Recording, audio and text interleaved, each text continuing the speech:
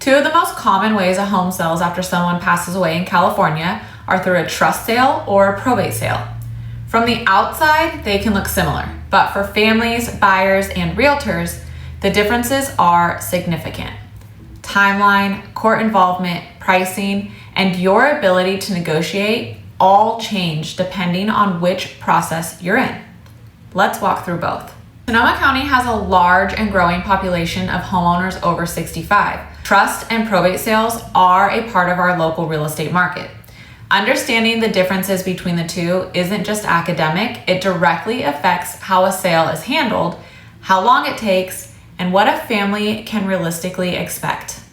A trust sale happens when the deceased owner held their property inside a trust, sometimes called a revocable or irrevocable trust, before they passed away.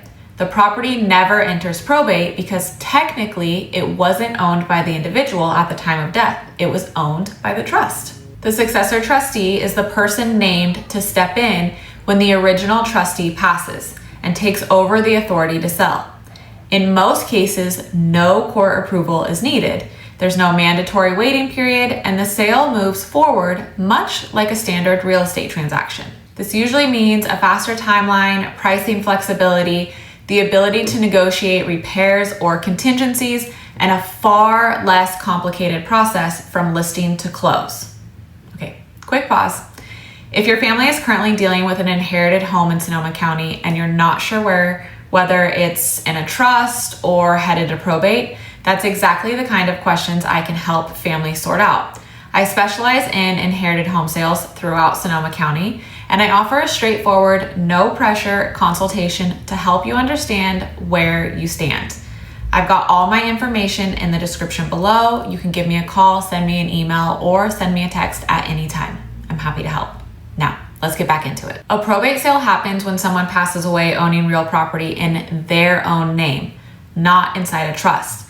The estate must then go through California's probate process, which is court supervised. In Sonoma County, that means the probate division of the Superior Court in Santa Rosa. The court appoints a personal representative, an executor named in the will, or an administrator if there is no will, and that person manages the sale under court oversight.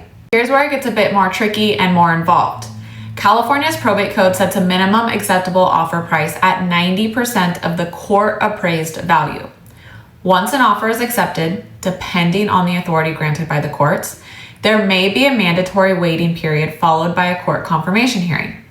At that hearing, the sale is opened up to overbids from competitive buyers, meaning competitive bidding can happen right in the courtroom. From start to finish, probate typically adds 2 to 4 months, maybe longer, to the transaction timeline.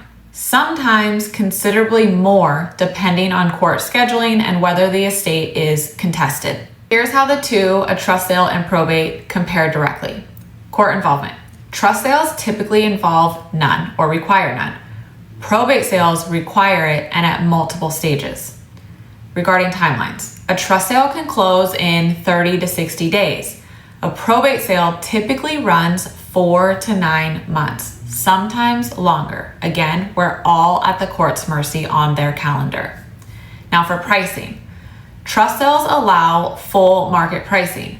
Probate sales are subject to court-established minimums and overbidding.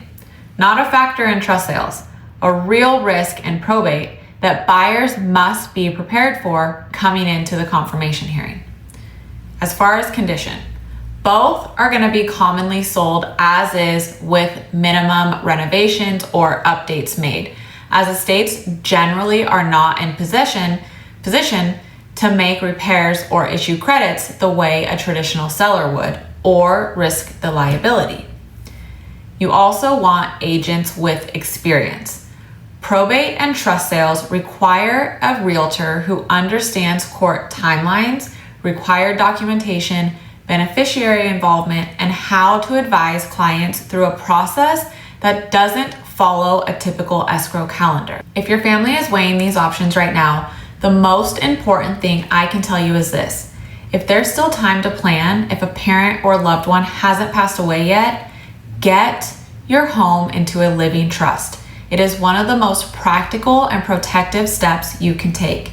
It keeps the property out of probate entirely and gives the family far more control over the eventual sale. If you're already in probate, that's okay too. It's a manageable process when you have the right people around you, including a realtor who has done it before and knows exactly how to work alongside the estate attorney, the court, and the beneficiaries. Trust and probate sales are both a real part of the Sonoma County market, and knowing how to navigate each one is something I focus on every day.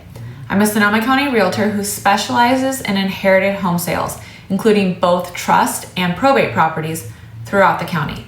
If your family is working through this process or you just want to understand what lies ahead, I'd welcome the conversation. No pressure, no obligation. My contact information is in the description below.